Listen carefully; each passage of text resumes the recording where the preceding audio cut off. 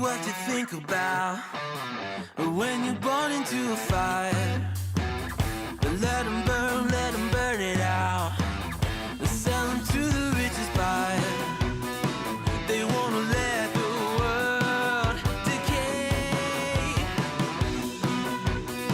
They tell us lies and fade away, fade away. We feel betrayed. This person's idea is about economy.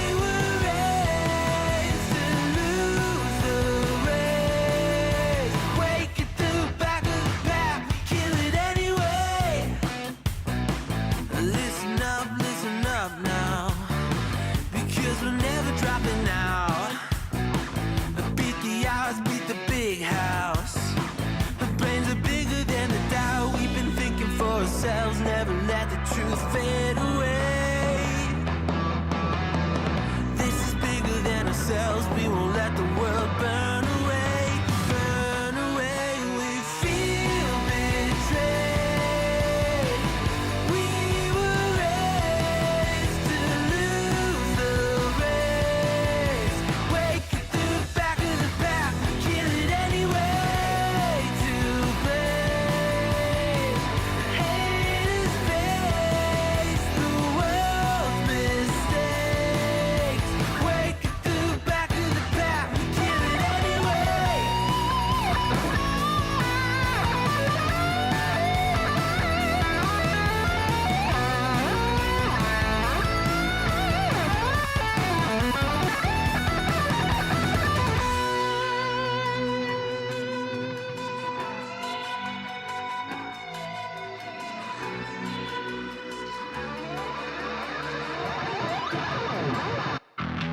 And we feel betrayed.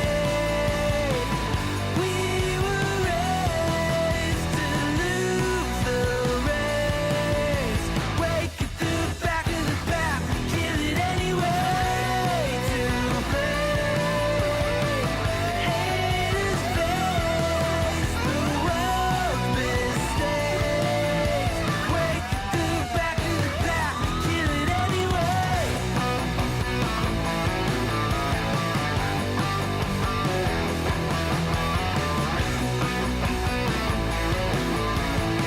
What's up, losers?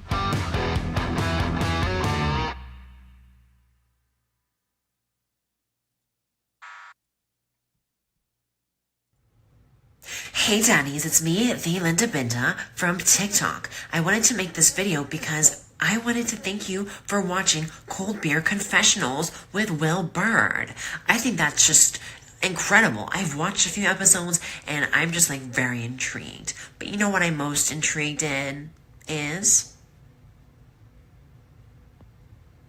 Big Daddy's meat stick. I heard that it's very thick, like a good old German sausage. You know, Linda and her coochie loves that. Oh, never mind. Let's not go there. Anyways, I hope you have a good show and enjoy it as you can. There's a lot of weird things that go on, especially when it comes from the realm of Linda Bindaland. So, enjoy the show. Thanks for watching. Peace out. Oh, welcome, everybody. I'm Will Bird, and this is the Cold Beer Confessional. Thank you for joining us. Welcome, everybody. I've been running way behind today, but I'm here.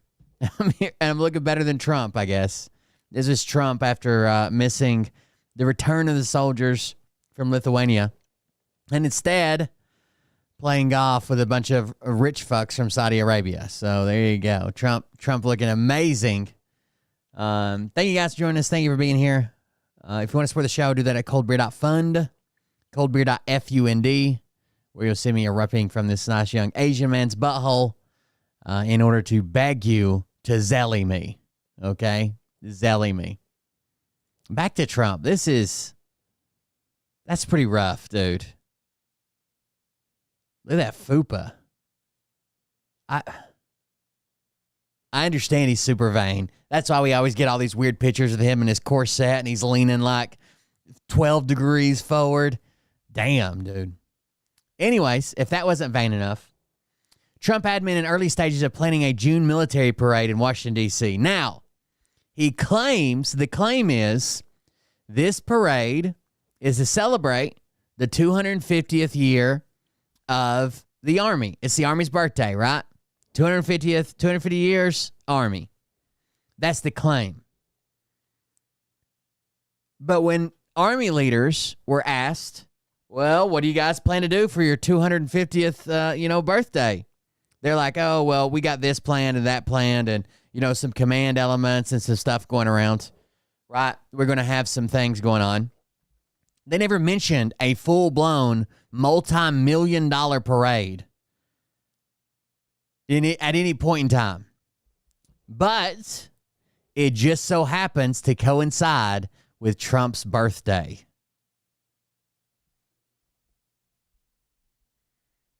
What do you think the chances are that this is a Trump birthday parade and not an Army 250th anniversary parade? Seems kind of convenient, right? The Trump administration is in the early stage of planning for a military parade. By the way, dictators have these military parades, right? The very rare ones that we have are for when wars end, right? Like when soldiers came home for World War II and shit. And they're in the very early stages of planning for a military parade to take place in D.C. in June to commemorate the Army's 250th anniversary, two defense officials told CNN on Monday. Now, what is Trump's mentioned this before. He tried in 2018, and the DOD said, no fucking way. It's way too expensive. Plus, it'll cost millions of dollars just to fix the roads in D.C. after we drive these tanks through there for no reason. So he tried this in 2018. Why did he try it in 2018? Because he had just left France. And they had a parade for Bastille Day. And they had a parade. And somebody even said that he mentioned, why don't I get a parade like that? Why don't I get a parade like that? It's the National Day of France or whatever. So he was obsessed about it since 2018. Washington Mayor Bowser on Monday also confirmed that the city is having discussions with the administration about it. A day after the Washington City paper reported on the plans for a military parade to be held on June 14th, the date that is both the 250th anniversary of the establishment of the U.S. Army and President Donald Trump's 79th birthday. Preliminary plans call for a parade to stretch from the Pentagon in Arlington to the White House, defense officials told CNN. Asked about the parade on Monday, Bowser told reporters that the administration had reached out to D.C. city officials recently to discuss the idea. I haven't been directly involved in it yet, she said. I understand that. I think it was Homeland Security, maybe the White House, reached out to our special events task force, which is what most people wanting to do a parade in the district. So I would say it's at its early stages. Yes, they have reached out. I don't know if it's being characterized as a military parade. A defense official told CNN on Monday that plans for a big celebration of the Army's 250th birthday have never been under consideration for roughly a year and began before, or have been under consideration for over a year, and it began before the election in November. But the idea of adding a parade to the celebration came up much more recently in conversations between the Army and the White House. So, of course, they're going to celebrate their 250th birthday, right? When you're in the Army, you always celebrate the Army's birthday, right? It's usually like a small thing, but still. And 250 is a big one, right? It's 250th anniversary. We call it the birthday in the Army, but it's the anniversary. None of them planned for a parade.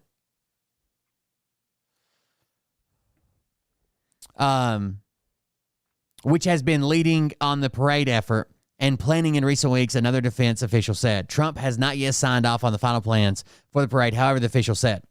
Army spokesperson Colonel David Butler told CNN that any discussion of the parade is pre-decisional at this point. We are intending to have a national level celebration to help build pride in America's Army and increase pride in America. Given the significant milestone of 250 years, the official said the Army has been looking over options to make its annual celebration far bigger with more capability demonstrations, static displays of equipment, and more engagement with the community. The event will likely involve the Army's demonstration parachute team, the Golden Knights, armored Bradley fighting vehicles, and joint light tactical vehicles, the official said, though it would likely not include M1 Abrams tank, and that's something that Trump has specifically requested. He did in 2018. He wanted tanks due to their size and weight. Bowser on Monday expressed concern over the possibility that tanks could damage D.C. streets. Yeah, I think they said it was going to be like $4 million to fix the roads after the parade. Hold on.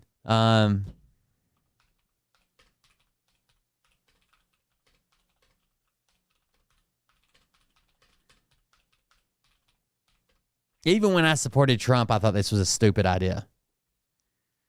The White House is trying to deny that it's for Trump's birthday.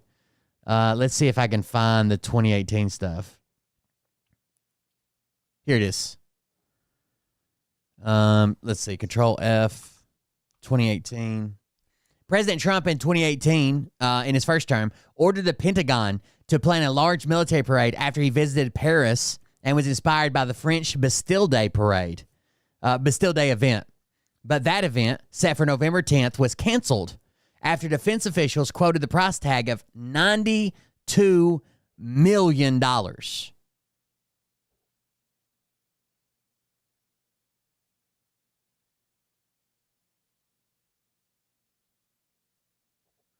$92 million. Look at all the programs and bullshit they're cutting. Yeah, they're expecting that now it would cost about $100 million. $92 million, and we're slow to plan it, citing more pressing issues. The event was also heavily criticized both publicly and in private with the administration. Washington officials complained that the heavy military equipment, such as tanks, would damage the city's roads and cost the city upwards of $4 million for road repair and public safety.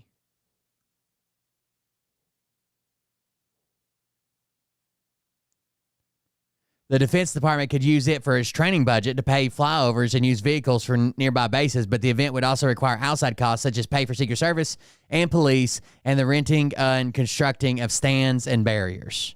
That was the 2018 shit. I've got a link to the old article.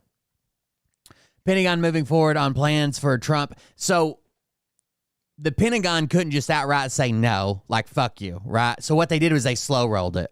And while they were slow rolling it, they were telling him how bad a fucking idea it was. Like, you're not Kim Jong-un, right? Having, or Russia having missiles roll down the street Like, that's crazy.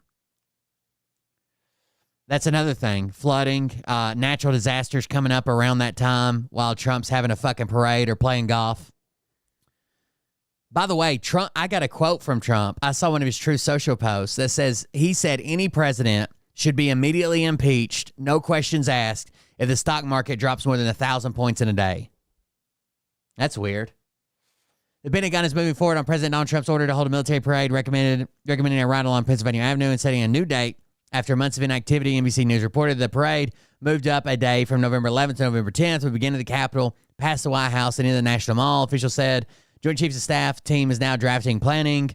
The Army Command is in charge of major occurrences, including state funerals of former presidents and inaugurations, and will be the lead carrying out the event. The parade is still in the beginning planning stages, but no budget is set, as there is reportedly little desire for the event outside of the White House. Little desire for this event outside the White House. There is only one person who wants this parade, a senior U.S. official told NBC, and it's not us. The Pentagon confirmed in February that Trump had directed defense officials to begin planning a military parade. Trump was reportedly inspired to create an event similar to Bastille Day parade he saw when he visited France. Again, you guys know this is a full-grown ass adult. He's getting ready to turn 79 years old. Why does he have the mentality of a toddler? And why are we pretending that he doesn't? They've got one. I want one. There's no public demand to see tanks in our fucking streets just because we can. We're going to try to top it, he told the French president, Macron. In March, the Defense Department released a memo saying the parade would be held on November 11th, the 100th anniversary of the end of World War I. The memo outlines a parade from the White House to the Capitol meant to highlight contributions of veterans throughout U.S. history and include veterans wearing period uniforms. The document stipulates that only wheeled vehicles are to be used, no tanks. Bradley's not a real wheeled vehicle, by the way. No tanks as they could damage streets, as well as the current and vintage aircraft.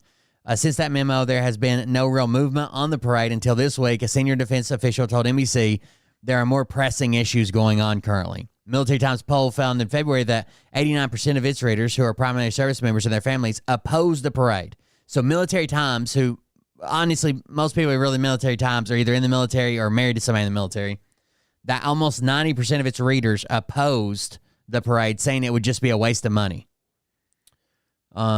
Even some White House officials are uninterested in the event and are stalling on planning, said a senior. But he's got all his yes men now. One major question that remains is how much the parade will cost and who will foot the bill. The U.S. Military District of Washington is typically reimbursed by the Pentagon for events, but no dollars have been set aside for this parade.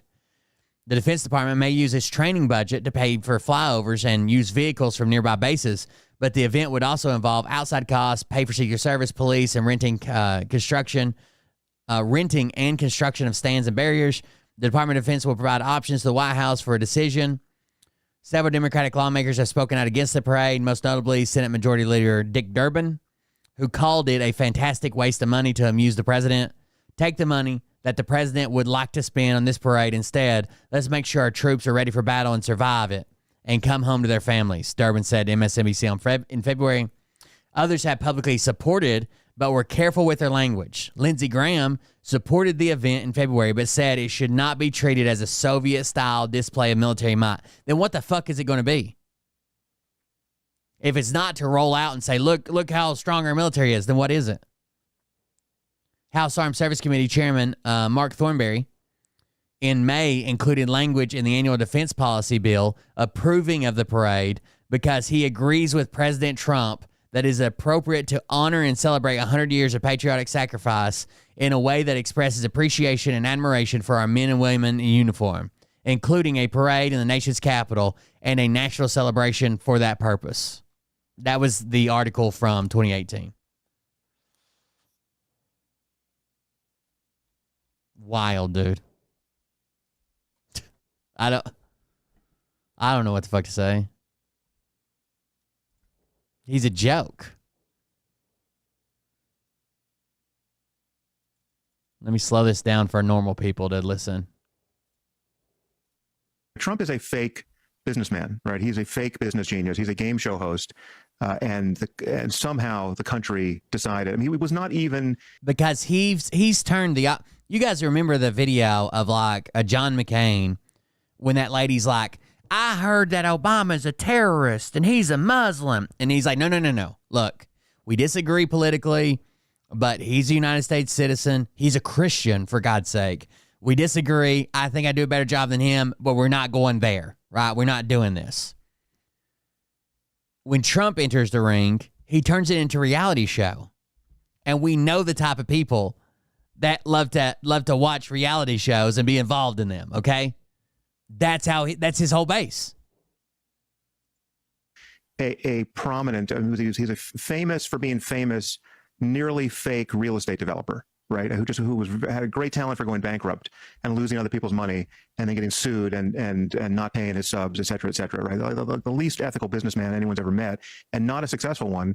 The irony is now he's probably a legitimate billionaire, at least for the next 5 minutes, because of the meme coin he sold to a credulous horde of people who... He was sued by the federal government for literally writing a C on renter applications in the top right corner, instructing people to write a C in the top right corner of renter applications packets for his properties if they were not white. The C stood for colored, and not renting to black families. A whole undercover investigation. Bought it simply to support him. Who would think that someone that was charged with that would ever get the office of president? And now we have foreign governments that will be buying it to support him in an exercise in corruption, the likes of which we have never lived through, at least. He's talking about his meme coin. Technically, foreign governments could use third-party people to invest in his meme coin, directly enriching the president for favors that are discussed behind closed doors. And it's a lot harder to track than it would be before, because he owns a fucking crypto meme coin now. To my knowledge, in this country, I mean, it's completely insane that this person's ideas about the economy are operative. But is it conceivable that all the economists are wrong and that tariffs are going to work, or that this thing that he could pull back from the brink and away and look like a winner because he just shocked all of our allies and enemies simultaneously with how irrational he could be? I mean, that's totally possible. I mean, the irony for me is that it seems like an economic catastrophe is the only thing that stands a chance of convincing his cult that they made a bad decision. Trump is a fake businessman, right? He's a fake business genius. He's a game show host, and somehow the country decided. I mean, he was not even a prominent. I mean, he's a famous for being famous, nearly fake real estate developer. But what about those stocks? They're probably doing good, huh? Let's see. Let's refresh the market. Let's see how good we're doing. Oh God, no! Extreme fear is driving the market. Looks like it's doing great, huh? It's got to be. Right? I miss Bob Barker. I wish Bob Barker would fight Donald Trump WWE style. Hopefully. And on top of that, we have let's start here. Back in March, okay? Washington, March 7th, Reuters reports. President Donald Trump's administration on Friday fired at least 2 senior career officials in the U.S. Justice Department, including the head of the office that handles presidential pardons and pardon requests. According to a social media post and sources familiar with the matter, Liz Oyer served as a pardon attorney since 2022, a career Justice Department position. Oyer was fired effective immediately, according to a memo she shared on her LinkedIn, which cited Trump's executive authority under the U.S. Constitution. So Liz Oyer, who's basically like in a career-long position, she's an attorney that processes requests for pardons. There's very little reason to fire her, right? She doesn't suggest pardons. She doesn't advocate for them. She processes when people request pardons, or when the president says, look into this person and see if they're eligible for a pardon, if we should do it. Write up the paperwork and give it to me so I can review it. Or somebody requests it and she writes it up and tells them, hey, we got this one person. Do you want to see it? It's less political and more like a paperwork job, right? Well, she was in front of Congress today. Ms. Ware, why don't you? Not only was she in front of Congress, it was against the advice of the White House, who were sending U.S. Marshals to her fucking house to warn her not to give testimony to Congress. Ms. Ware, why don't you start us off? Thank you very much. Exactly 1 month ago today. Can you turn your mic on or bring it close? Can you hear me now? A little closer, if you would. How's that? Better, thank you. Thank you for having me. Exactly 1 month ago, I was terminated from my job as the Justice Department's pardon attorney. The pardon attorney is a non-political position that is entrusted with advising the president about the exercise of his constitutional clemency power. When I was fired, there were over 6,000 applications pending. Now, what do you think? I'll give you a chance to guess if you don't know. If you know, just wait. If you don't know, what do you think her major fallout, the disagreement she had with the Trump administration that would cause her to be fired? It had to be something huge, right? Gigantic. Like she was trying to subvert the president's power and pardon people on her own. Or maybe she's receiving millions of dollars from foreign investors. Or she thought Trump should be prosecuted for January 6th.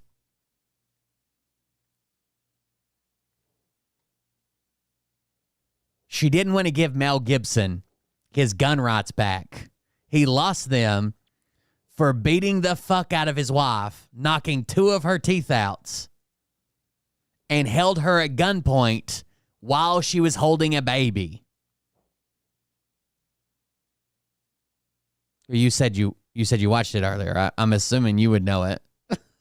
So much of a guess.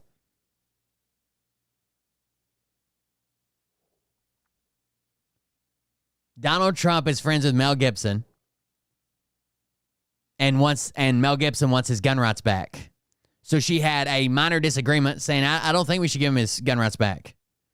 He used a gun to commit a crime. What does that say? Nope.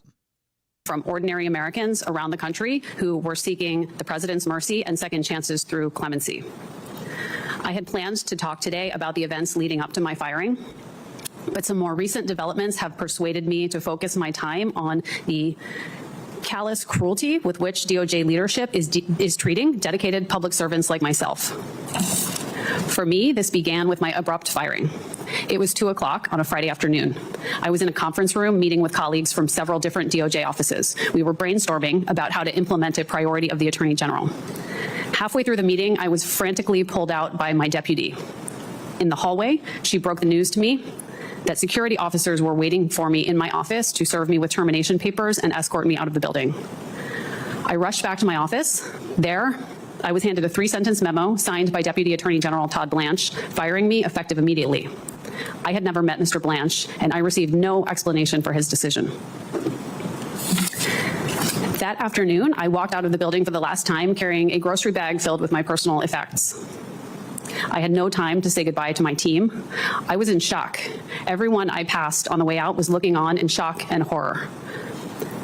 I want Deputy Attorney General Blanche and Attorney General Bondi to know it is traumatic for everyone in an entire organization to see a beloved colleague and leader treated that way.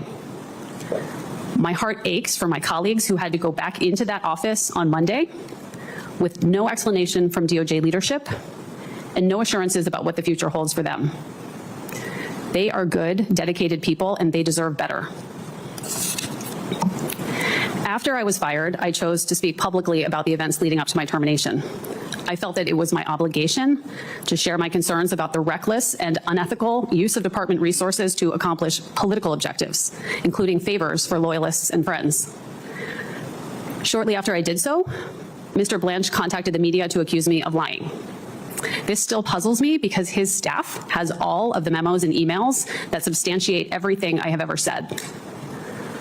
I requested those documents through FOIA, but Mr. Blanche's staff still has not produced them. I have made some other simple requests of the department since my firing. One was for my annual performance evaluations, which show that I received outstanding ratings every year. One was for personnel documents that I would need to file for unemployment. DOJ responded to me that these were complex requests and I could not expect a response in any reasonable period of time. For weeks after my firing, DOJ also refused to provide me with documents about my benefits, including my health insurance and including my retirement plan. Finally, on April 2nd, after my requests got some media attention, I got an email advising me that my health insurance would expire in 5 days. I learned that to extend my coverage, the cost to me and my family would more than quadruple. I was told that to keep my family members covered, I would have to prove my familial relationships with them. I was told that I would need to provide my marriage certificate, the birth certificate of my child, and proof of a common residence or joint tax filings with my spouse. Perhaps the most personally upsetting part of the story is the lengths to which the leadership of the department has gone to prevent me from testifying here today. On Friday night, around 9:15, I learned that the Deputy Attorney General's office had directed the Department's Security and Emergency Planning Service to send 2 armed Special Deputy U.S. Marshals to my home to serve me with a letter. The letter was to be served at my home between 9 o'clock and 10 o'clock on Friday night. I was in the car with my husband and my parents, who are sitting behind me today, when I got the news that the officers were on their way to my house, where my teenage child was home alone. Fortunately, due to the grace of a very decent person who understood how upsetting this would be to my family, I was able to confirm receipt of the letter to an email address, and the deputies were called off. The letter had been emailed to me just before 8 o'clock that night. At no point did Mr. Blanche's staff pick up the phone and call me before they sent armed deputies to my home.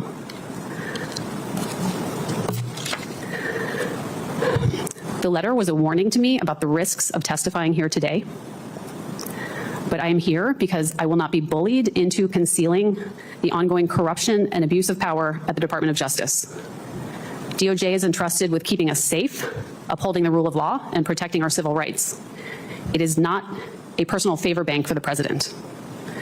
Its career employees are not the president's personal debt collectors.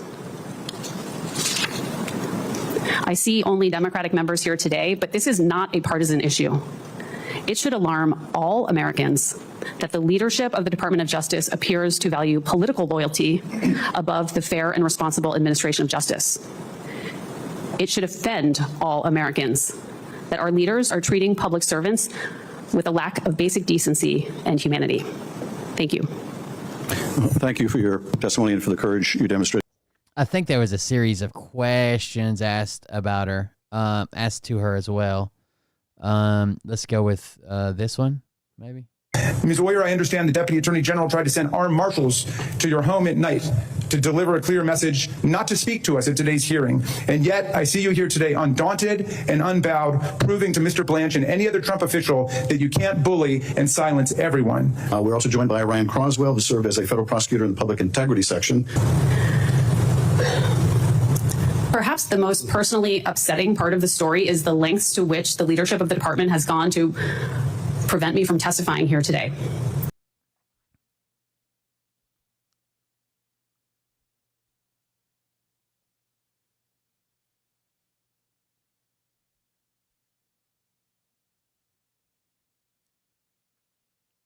Those are certainly words. I don't know what any of them motherfucking words mean. But those are words. Holy fuck. Are you guys watching Facebook chat? On Friday night around 9:15, I learned that the Deputy Attorney General's office had directed the Department's Security and Emergency Planning Service to send 2 Orders that have been. The letter was to be served at my home between 9 o'clock and 10 o'clock on Friday night. I was in the home. I was able to confirm receipt of the letter. Used to seeing a world that was ever increasing its freedoms. The letter was a warning to me about the risks of testifying here today of justice. Personal favor bank for the president. Representing the president. As we know, the line has been completely crossed here, as you know from your own experience. It's very concerning that the department is currently being run by people, all of whom represented the president personally. There are certain decision-making authorities of the department that have been delegated to people who personally represent the president, including oversight of matters of ethics and professional responsibility. That's exactly what he said he was going to do, right? That's what Project 2025 said they were going to do. That's what he said he was going to do, right? He's going to put people in. He's going to put yes men in that'll do whatever the fuck he wants. That's evidenced in the letter that was sent to me, which was sent to me by someone who was one of President Trump's personal defense attorneys. Despotism. And you and all of This is a way of stripping away any of the safeguards against the tremendous powers of the Department of Justice. The administration is currently attacking the safeguards within the department, as well as the safeguards external to the department, like the defense bar, that play a vital role in which Ms. Cohen is well aware of. Yes. Yes. So it's sort of a multi-pronged attack on the rule of law, and that has real consequences for real people, including things like individuals being deported mistakenly or individuals being swept up in immigration raids who happen to actually be U.S. citizens. It's very, very concerning. And thank you, Mr. Chairman. All of the rest of us have to ask ourselves, looking back at the McCarthy era, what would we have done? What would we have done? The Red Scare. If we were faced with the loss of our jobs, if we were faced with the loss of our livelihood, if we were faced with the loss of our position, what would we have done? Well, you don't have to ask that question. Your being here is all the answer anyone could demand, and we are deeply, deeply grateful to you. I would like to see the full thing, but I don't have it.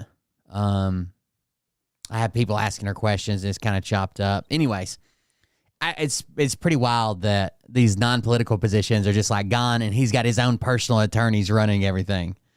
We also had Supreme Court ruled today, and they basically put a stay on the order to return Kilmar Garcia, the guy that was mistakenly deported. They didn't say, they put a stay on it, it seems like, so they can review the case.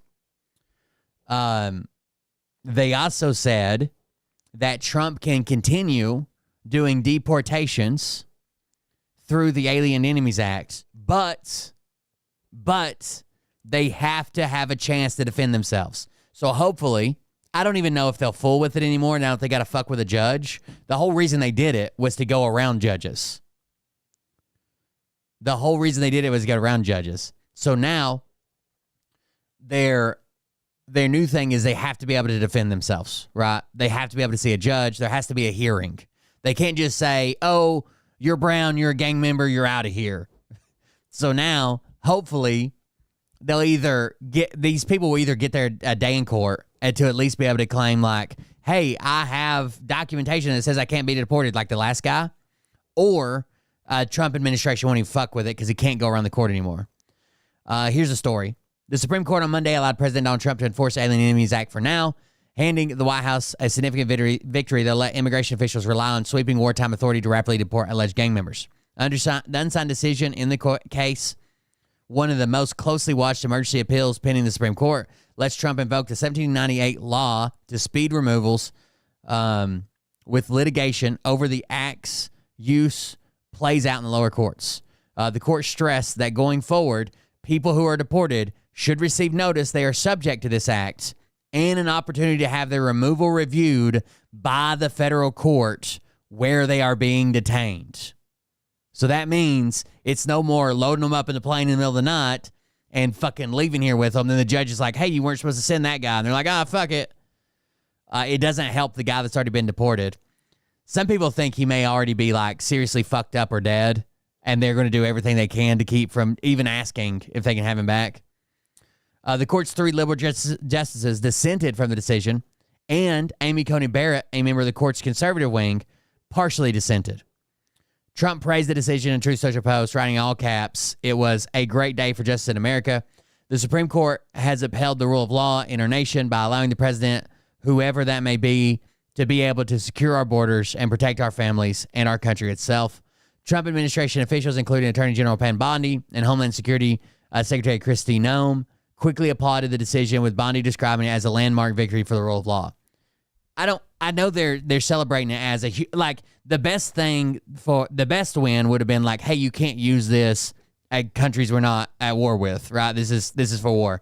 But it's honestly a win for the people under this now that they get to see a judge.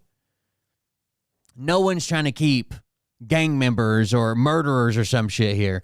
But I think there was a new study or a new story that came out. 75% of the people that were deported on those couple flights, 75% of the people had no criminal record whatsoever, anywhere in the U.S., in their home country whatsoever. No criminal record. whatsoever. That's wild. President Trump was proven right once again. Noam posted, "Leave now or we will arrest you, lock you up, and deport you." Trump framed his emergency appeal as a fight over judicial power, and specifically U.S. District Court Judge James Boasberg's order that temporarily blocked the president from enforcing the Alien Enemies Act against 5 Venezuelans who sued and a broader class of people who might be affected. In other words, anyone else. By granting the president's request, the Supreme Court has tossed out Boasberg's orders. Critically, the court made it clear in its unsigned order that officials must give migrants subject to Trump's proclamation adequate notice before that they are being removed pursuant to a wartime authority, so they have reasonable time to bring habeas complaints. Those are suits brought by people who claim they are being detained by the government unlawfully. So I know Trump administration has to frame everything as the greatest win ever, or liberal leftist lunatics trying to take over your country. But honestly, it's not a complete victory for either side. It's better for these people that are going to be detained either way. Now they can at least see a judge. And that's what most people are arguing for. Like, they should at least have a chance to say, hey, I've got a thing in my file that says I cannot be deported. Right? I have a stay. Like, you can't just fucking deport me and say, no, you don't, or we missed it. Like, that's fucking crazy.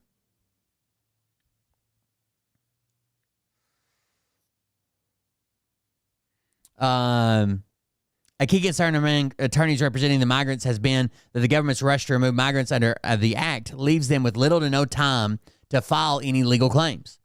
Justice Sotomayor, the court's most senior liberal, argued the Trump administration's conduct in this case posed an extraordinary threat to the rule of law. That a majority of this court now rewards the government for its behavior with discretionary, equitable relief is indefensible, she wrote. We as a nation and a court of law should be better than this. Barrett, though she did not write separately, joined a key portion of the dissent questioning whether habeas claims should be the exclusive way for people to challenge their deportations under the act. The court's order comes a day before Boasberg was set to hear arguments over whether to indefinitely block Trump's use of the wartime authority for the deportations. The judge is separately weighing whether probable cause exists to hold Trump administration officials in contempt for violating his order when it allowed deportation flights to continue last month. Trump and other administrative officials have repeatedly attacked Boasberg as exceeding his authority, earning the president a rare rebuke from Chief Justice John Roberts. In the searing dissent, they've said a compliance issue before Boasberg should not be reason enough to doubt that the government appears before this court with clean hands. That is all the more true because the government has persistently stonewalled the district court's efforts to find out whether the government, in fact, flouted its express order, she wrote, later adding that the administration's conduct in this legislation poses an extraordinary threat to the rule of law. In a separate dissent, Justice Brown Jackson blasted the majority for ruling on the case using the emergency docket without oral arguments or a more considered briefing. Jackson referenced the 1944 Korematsu case, in which the Supreme Court infamously allowed for the internment of hundreds of thousands of Japanese Americans during World War II. I lament the court appears to have embarked on a new era of procedural variability, and that it has done so in such a causal, inequitable, and in my view, inappropriate manner. At least when the court went off base in the past, it left a record so posterity could see how it went wrong. So they didn't even hear any arguments, right? They just pulled it up and did an emergency ruling. Invocation of a centuries-old law. I don't think we need to see that. Man, that's crazy that, I don't know. It's crazy that they could make a mistake at this level and there's no clear-cut way. This is why we don't send people to prison in foreign countries, right? There's no clear-cut way to get this guy back. The gay makeup artist or whatever, there's reports that like he was crying and saying that he's not part of a judge. He's not part of a gang. He's never committed a crime or whatever. And they still fucking just shaved his head and threw him into Gen Pop with everybody. Like, what the fuck? These are still humans. Yes, you want to deport them. They still get their day in court and shit. And why do they go directly to prison? What crime have they committed to go to a year in a maximum security anti-terrorist prison in a foreign country?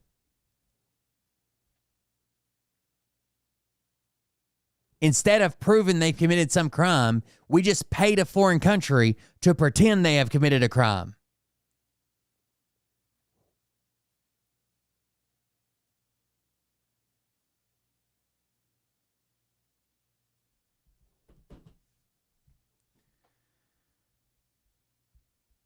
Imagine getting pulled over for speeding, right? You get pulled over for speeding. And let's say you're going really fast. You're doing like 50 and a 25, right? Double the speed limit. And the sheriff pays fucking Venezuela to put you in a maximum security prison with terrorists for a year. Like, what the fuck is going on?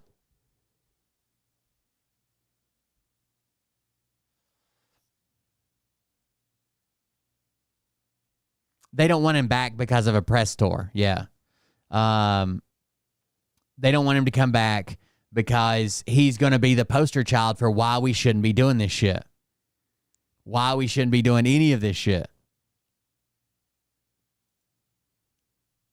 The president and Israeli Prime Minister Benjamin Netanyahu met at the White House today as the president announced. Why can't they? That's almost always where we deport people to, is their home country. Direct talks with Iran will begin this weekend. The two leaders also discussed getting the hostages out, another ceasefire, and relocating Palestinians to other countries. Political reporter Marcia Kramer was on top of it all. She joins us now with more details. Marcia. Well, Jess and Christine, it was a wide-ranging meeting between the leaders of two countries that have a lot of pressing issues on the table. Of primary importance to both men is preventing Iran from making nuclear weapons. The president made it clear he'd like to see a peaceful resolution, but if not, there are other options. Doing a deal would be preferable to doing the obvious, but it's getting to be very dangerous territory, and hopefully those talks will be successful. We're both united in the goal. Right, but we're gonna bomb the fuck out of Palestine and make it the fucking Riviera. That Iran does not ever get nuclear weapons. If it can be done diplomatically in a full way, the way it was done in Libya, I think that would be a good thing. Dressed in similar outfits with similar goals, President Trump and Israeli Prime Minister Benjamin Netanyahu making sure that Iran leaders know that when direct talks with the United States begin on Saturday, there is a lot riding on it. The president also wants Iran to stop supporting the Houthis attacking ships in the Middle East sea lanes. We've been very clear with the Iranians as well.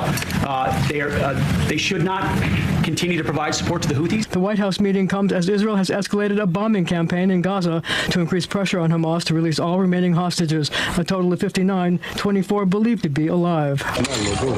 Palestinians are moving rubble from the latest wave of destruction. Imad Hassan sitting next to a child saying in Arabic, "What will Trump do for Netanyahu? He will tell him to destroy more." Trump and Netanyahu also talked about another ceasefire in Gaza and relocating Palestinians to other countries.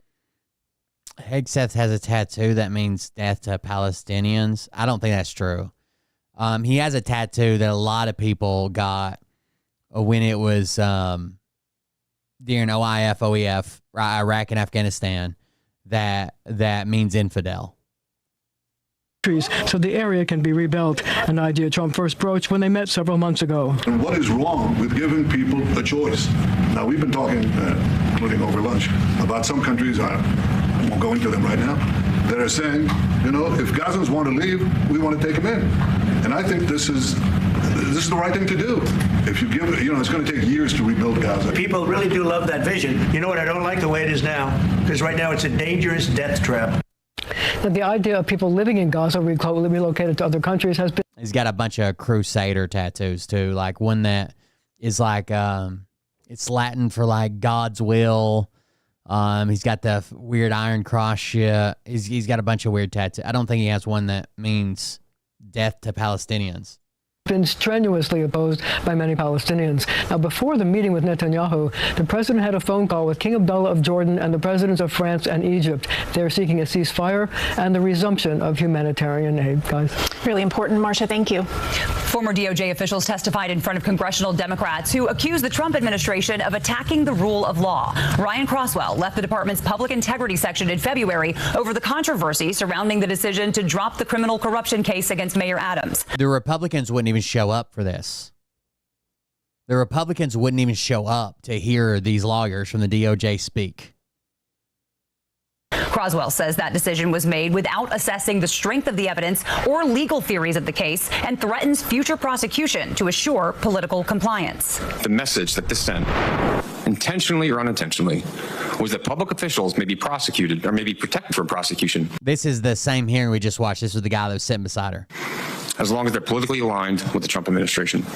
Also testifying, fired DOJ lawyer Liz Oyer, who accused the Trump administration of using intimidation tactics ahead of today to warn her to obey her obligation not to reveal information protected by executive privilege.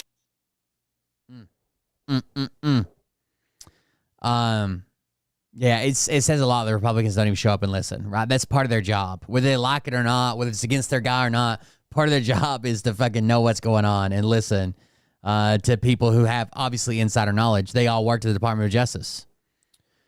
Elon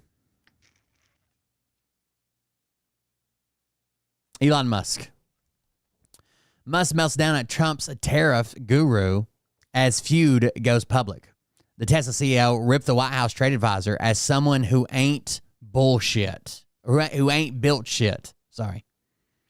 Elon Musk is taking a massive stride at President Donald Trump's trade advisor amid the deepening economic chaos caused by sweeping Liberation Day tariffs.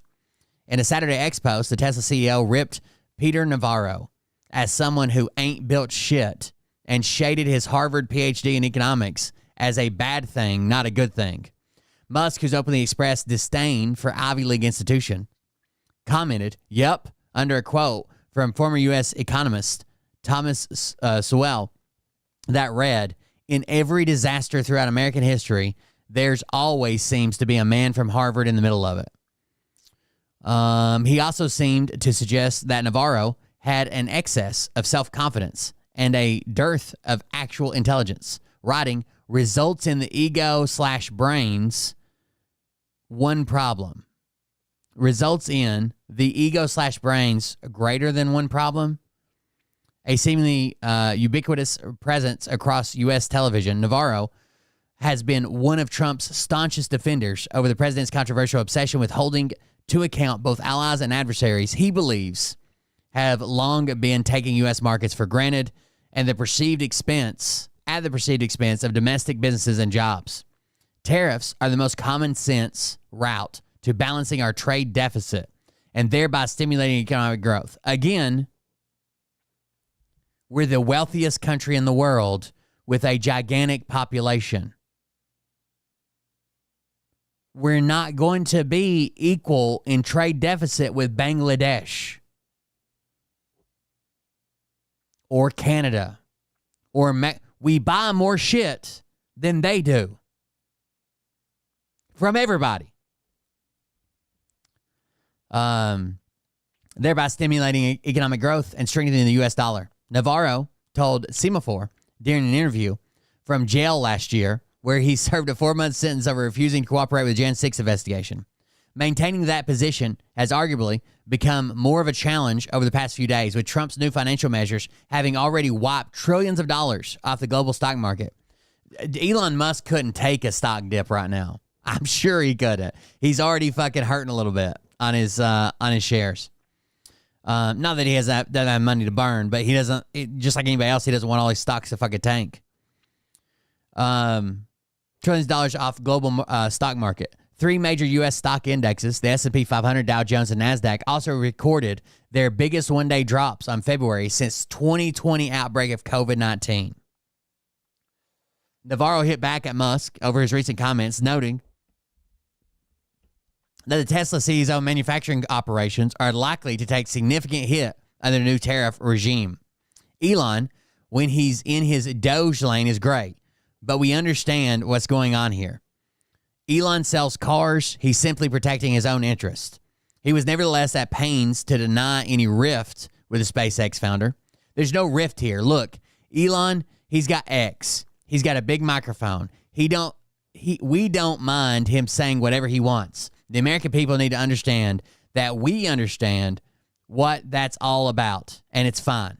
At a video conference with the Italian far-right League Party later on Saturday, Musk called for Europe and the U.S. to move forward to zero-tariff situations, effectively creating a free trade zone. By the way, why is he speaking at all these far-right political rallies all over the globe if that's not his agenda? Weird. During his appearance, the SpaceX founder lambasted European leaders over the perceived dangers of mass immigration and censorship while railing against the recent conviction of France's far-right leader, Le Pen, on embezzlement charges, which have now seen her banned from running again for the French presidency. And then we have this. I hope it is agreed that both Europe and the United States should move, ideally, in my view, to a zero-tariff situation, effectively creating a free trade zone between Europe and North America. I think radical deregulation is necessary in Europe. And if that means leaving the EU, it means leaving the EU. The attacks, the terrorism, the killing of innocent people is rising. Every week there's more, and it's more and more. And eventually, I think we're going to see widespread slaughter. It's very difficult to reduce the size of the bureaucracy and government spending. It comes with immense opposition. Even when the things that we are cutting make no sense at all, it still gets a lot of opposition. But we're very transparent with the Republic. Again, if they were finding actual fraud, waste, and abuse, they wouldn't have to frame them in absolute lies. They could just come out and tell you, hey, this money is going for this research, and we don't like this research for whatever. One of them was on fucking tampons and toxic shock syndrome and microplastics and shit you're putting in your vagina. And is there a more natural alternative? But they framed it as, do trans men have periods? You don't have to, if it's actual fraud, waste, and abuse, you don't have to lie about it. You don't have to lie about what it is. Department of Government Efficiency. So any action that we make, we post on the Doge.gov website and we post on our X account. So it's extreme transparency, but nonetheless, we get accused of all sorts of things, but we are extremely transparent, and we're only cutting the most obvious, terrible expenses that make no sense. But nonetheless, we get attacked like crazy. As a general rule, you could tell which side is the good side and which side is the bad side by which side wishes to restrict freedom of speech. The side that is restricting. After he banned everybody, every large account that disagreed with him on H-1B visas, by the way, took away their check marks, shadow banned, and banned accounts for disagreeing with him on H-1B visas. Freedom of speech, that would have been the Hitler, Stalin, Mussolinis of the world. They had very strong censorship, very strong restrictions on speech. That's one of the signs that they are the bad guys. And in fact, a restriction on speech and large government is fundamentally fascist, obviously. So ironically, in pushing for censorship, it makes it very clear that the left is the side that is against freedom, and freedom of speech is simply one of many freedoms that we should have as a civil society. Because ideas should win on the strength of their arguments. They should not win because they are Trump is banning law firms and newspapers who say anything negative against him. What are we talking about? Free speech? Get the fuck out of here, dude. Pressed. The mass immigration is insane and will lead to the destruction of any country that allows unfettered mass immigration. That country will simply cease to exist. At the end of the day, it is a numbers situation. If there are 8 billion people in the world, and let's say you're a country of 50 million, 60 million, or for a medium-sized country, but even for a country like the United States, which is 350 million, given that there are 8 billion people in the world, it only takes a few percent of the rest of the world to move to the country to where it is no longer that country. A country is not its geography. A country is its people. This is a fundamental concept that is... You know who made this argument? Who else made this argument? They're invading our country. They're destroying what's ours. It's no longer a Christian nation. They're destroying the blood of our country. It should be obvious. If you took the people of Italy and you teleported the people of Italy to, say, some part of the United States, it would still be Italy. But if you teleported a bunch of people from some other part of the world to Italy, where they're telling people no longer because they've been teleported to America, then the region, the geographic region, would no longer be Italy.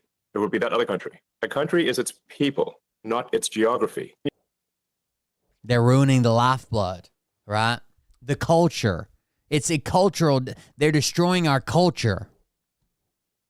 You're clearly seeing a massive increase in the number of attacks in Italy and broadly in Europe. While these billionaires are literally robbing us blind. They're like, but immigration. And the media, the legacy media, downplays these attacks. But the attacks, the terrorism, the killing of innocent people is rising. Every week there's more. And it's more and more. And eventually, I think we're going to see widespread slaughter in Europe. Remember when they said, we're talking about the murderers and the rapists and the gang members. That was all just a lie for brown people, right?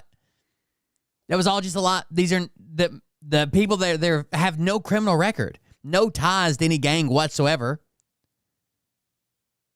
They're just brown. That is the trend. Or they'll say the people that are doing it the legal way, A bunch of these people were in the courts fighting it the legal way after being approved for asylum.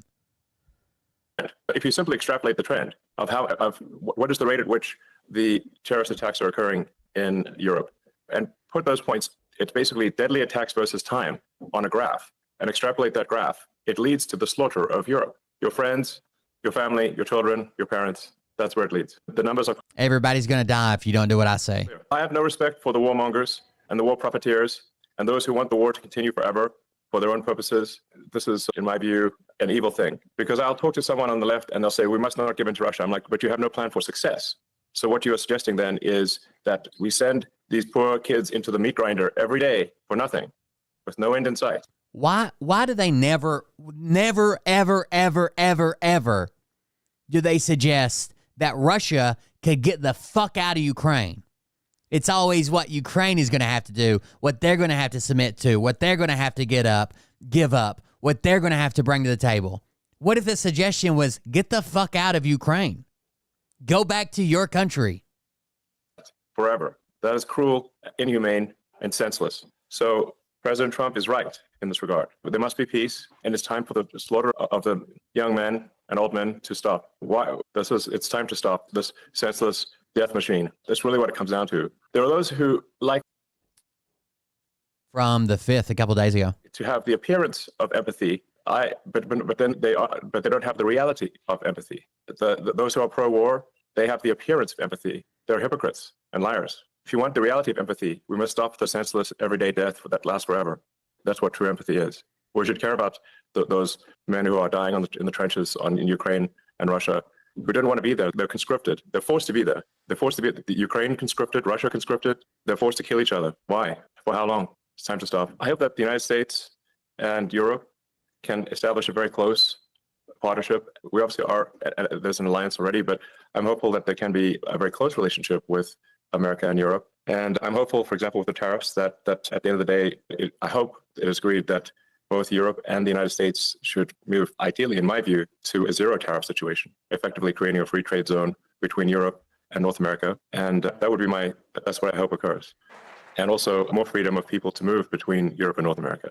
If they wish to work in Europe or wish to work in America, they should be allowed to do so, in my view. So that has certainly been my advice to the president. I think starting a company, building a company is like staring glass and it's like the same guy that admits to having weekly calls with Vladimir Putin is like, oh, well, we really got to stop this war. Ukraine is just perpetuating it. Glass and staring into the abyss. Understood. It's very painful and difficult. If you need encouragement for starting a company, I recommend that you do not start a company. That said, the regulations in Europe is overregulated. There are too many rules and regulations that make it very difficult to create a company and do too much to protect large companies at the expense of small to medium-sized companies. The net result is you have a bunch of very small companies in Europe and then a small number of very large companies, but then not much in the middle. So there needs to be a way to go from being a small company, if you're making great products and services, to be able to scale. Just have your dad give you millions of dollars to where you can buy an already successful company and then sue them to be named as founder. That's how you start a large business, idiot. To ultimately become a big company. But you have effectively regulatory capture by the large corporations in Europe. They don't really want to reduce the regulatory burden. And they like the fact that the regulations effectively protect their duopolies or monopolies in some cases. So really, I think it's up to the government to say, no, we have to foster small companies and allow them to compete and reduce regulations because the regulatory situation in Europe is stifling. They always pitch it as reasonable. The same way they say, oh, we're not talking about regular people who are just following the laws and here to work and are going through the legal process. We're talking about murderers and rapists, but then they just pick up a father of three. Like they always make it sound reasonable. It just never is. And Brussels is amplifying that greatly. So you have both the local regulations, the country regulations, and then you have the EU regulations. There's so many regulations in Europe. It makes it extremely difficult to start a company and be successful. So I think radical deregulation is necessary in Europe. And if that means leaving the EU, it means leaving the EU. Thank you. I love Italy. I look forward to visiting again. But his comments on economic ties with Europe, in particular, his hopes that the U.S. and the EU might establish a very close partnership and wishes for more freedom of people to move between Europe and North America appear to put him firmly at odds with other members of Trump's cabinet, including the president himself. High-ranking members of the new administration, such as Vice President J.D. Vance and Defense Secretary Pete Hegseth, have repeatedly taken aim at European leaders for what they perceive as a sustained failure to align with MAGA's far-right agenda. Vance, for one, accused EU commissars of running in fear of your own voters while overseeing the retreat of Europe from some of its most fundamental values during a highly controversial address at Munich Security Conference early in February. Though Hegseth has perhaps proven a little more sanguine. I don't know how to say this word. Hold on. I've read it before. Sanguine in his public statements. He nevertheless wrote to Vance that I fully share your loathing of European freeloading. It's pathetic. In messages recently leaked from a high-level White House Signal chat group.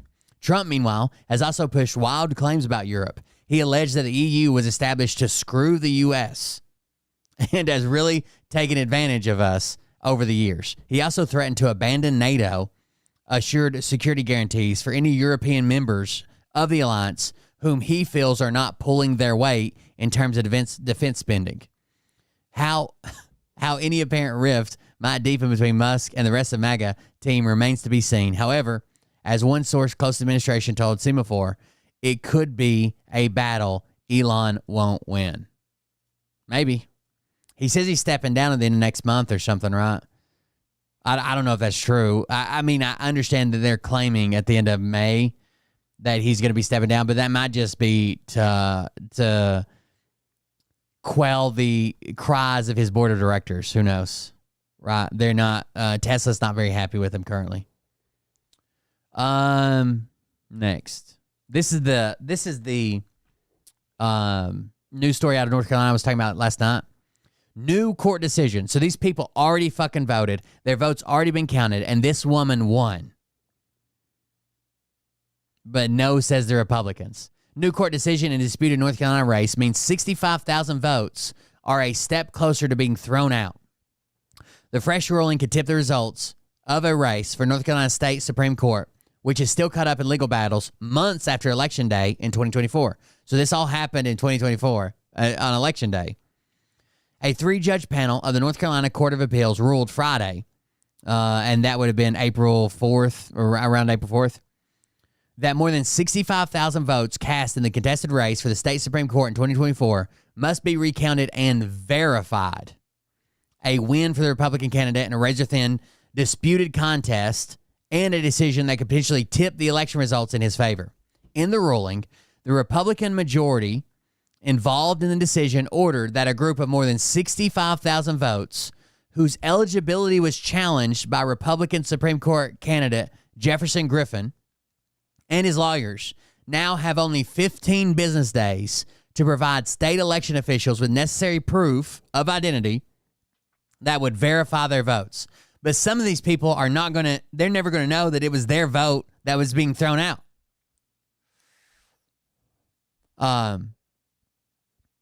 The court ruled that any voters who don't respond will not have their votes counted in the race between Griffin and Democrat Allison Riggs, which is still caught in legal battle 5 months after Election Day. The arduous task of verifying those voter identities will fall on the North Carolina State Board of Elections, and the decision sets up an appeal to North Carolina's highest court, the Supreme Court, the body that the winner of this election will join. So this is for the state Supreme Court. The inclusion of even one unlawful ballot in a vote total dilutes the lawful votes and effectively disenfranchises lawful voters, the Republican majority on the three-person panel wrote in its opinion. Post-election protests protect against the risk of vote dilution by enabling candidates and voters to rigorously investigate the election process, identify and challenge unlawful ballots, and ensure those ballots are not counted. The one Democratic judge, so it's two Republicans and one Democrat, the one Democratic judge involved in the state Court of Appeals decision said the majority's ruling amounted to changing the rules by which these lawful voters took part in our electoral process after the election to discard their otherwise valid votes. So on election day, these were valid voters who met all the requirements, who played by all the rules and voted. But now after the election, we're going to try to say they weren't valid votes and call the majority's ruling an attempt to alter the outcome of only one race among many on the ballot is directly counter to the law, equity, and the Constitution. The latest decision overturns a ruling by a lower state court from February that had effectively dismissed this case. In a statement, Riggs said her campaign would appeal the ruling. Doing so is all but certain to put the case before the North Carolina State Supreme Court, the same bench whose seat is at stake in the case. Republicans currently have a 5-2 majority on that court as well. We will be promptly appealing this deeply misinformed decision that threatens to disenfranchise more than 65,000 lawful voters and set a dangerous precedent, allowing disappointed politicians to thwart the will of the people, Riggs said in an emailed statement. North Carolinians elected me to keep my seat, and I swore an oath to the Constitution and the rule of law. So I would continue to stand up for the rights of voters in this state and stand in the way of those who would take power from the people. In a statement, Griffin spokesperson Paul Shoemaker said, "We are pleased with the ruling, calling it a win for the citizens of North Carolina. That 65,000 of their votes won't count." Griffin himself sits on the Court of Appeals, but recused himself from this case. So the guy who is literally sits on the Court of Appeals was the lawyer representing the Republican at the Court of Appeals, but whatever. Democratic National Committee Chair Ken Martin said in a statement that this partisan decision has no legal basis and is an all-out assault on our democracy and the basic premise that voters decide who wins the elections. The decision in the battleground state race is the latest chapter in a running saga since the November election. Griffin and state Republicans have repeatedly claimed that 65,000 votes in question should be invalidated because they were fraudulently cast by ineligible voters. Litigation over whether those votes should be counted has been stuck in both federal and state courts since the election. A series of legal developments and rulings earlier this year put the decision in the hands of the state court system, though Riggs' campaign hasn't ruled out legal action that would seek to put the matter back before federal judges. Riggs, the incumbent Democrat state Supreme Court judge who was appointed to the bench in 2023, was narrowly ahead of Griffin after Election Day, triggering a series of recounts. Recounts are fine, especially automatic recounts. A full machine recount, as well as a partial hand recount of the race, both showed Riggs leading Griffin by 734 votes. More than 5.5 million ballots were cast in the race, which the NBC News decision desk did not call because it's too close, amid the recounts of legal cases. Even small changes to the vote count in the race could affect the outcome.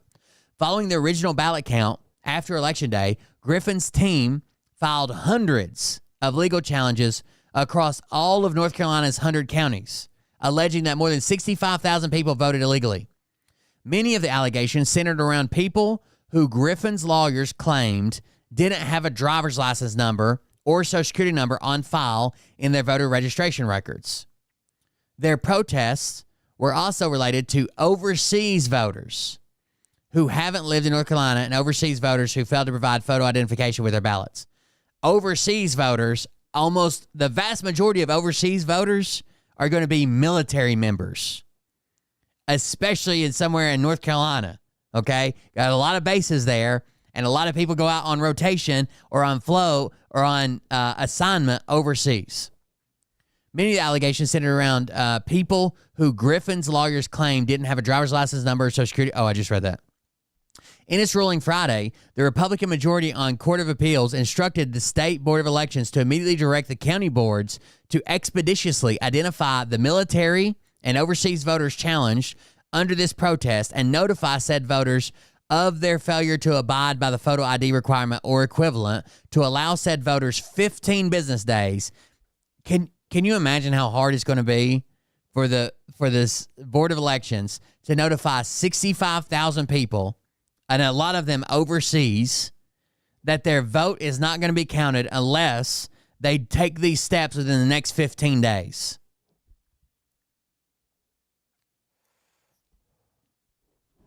Mailing of the notice, cure the defect, and upon verification to include in the count this challenged election the votes of those voters who timely cure their failure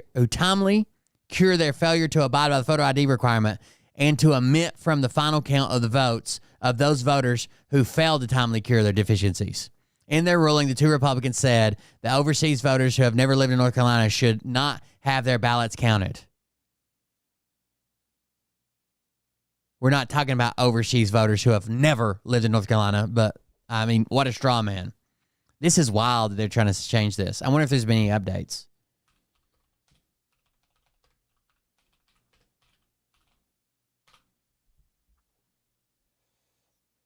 I know that on TikTok, what is that group? It's not the Bulwark. What is the podcast? The Midas Touch.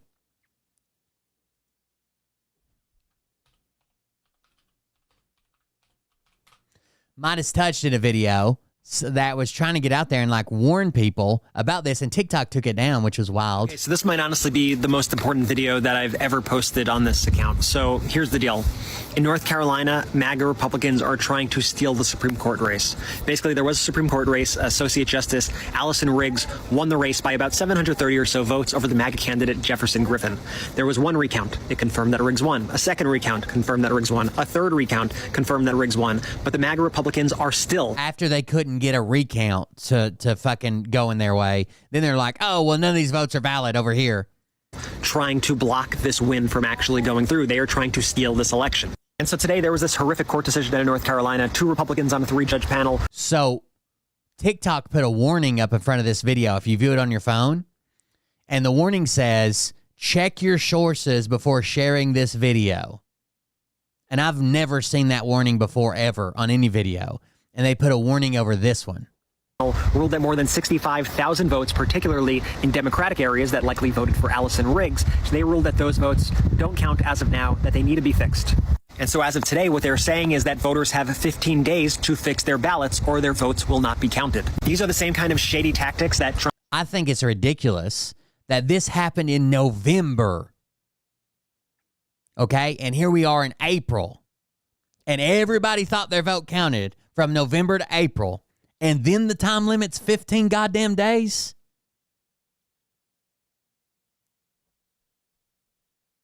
You had 5 months of people thinking their vote counted, and now you give them 15 fucking days to cure the ballots, to mail it out, to receive it, to read it and realize it applies to you, to figure out what the fuck's going on, and then how to fix it, send all that in there, get it fixed before the 15 days is up.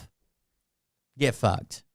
Trump tried to use in 2020 to steal the election, and if MAGA Republicans get their way on this, this is going to be their playbook for every election going forward. Exactly. Every time there's an election close, they'll try recounts. Recounts don't work, won't work, and then they'll start challenging your vote. So here's my first call to action to you. Make sure that everybody knows about this. Spread the word. If you know anybody in North Carolina, make sure they're checking to ensure that their vote was counted, and if it wasn't, make sure that they go and cure their ballot. If you voted in the state of North Carolina and you voted specifically on this race, I would figure out some way to check out, even if you got to call the Board of Elections or whatever, figure out that your vote counted. Because it's not just overseas, it's not just military votes, it's a bunch of other ones, but there's 65,000 votes that they're trying to have thrown out. Second, I really want you to hear what Justice Allison Riggs has to say about this whole situation, and we had an opportunity to catch up with her after this ruling was issued on the Midas Touch podcast. You can listen to this interview right now on Apple Podcasts or Spotify, but I'll play you a clip right now as well. What I am doing now, I am fighting to make sure that the will of North Carolina voters is respected. What my opponent and his allies are trying to do here is what they tried in 2020 and 2022 and failed to do, which is stop the certification of election, overturn election results that they don't like.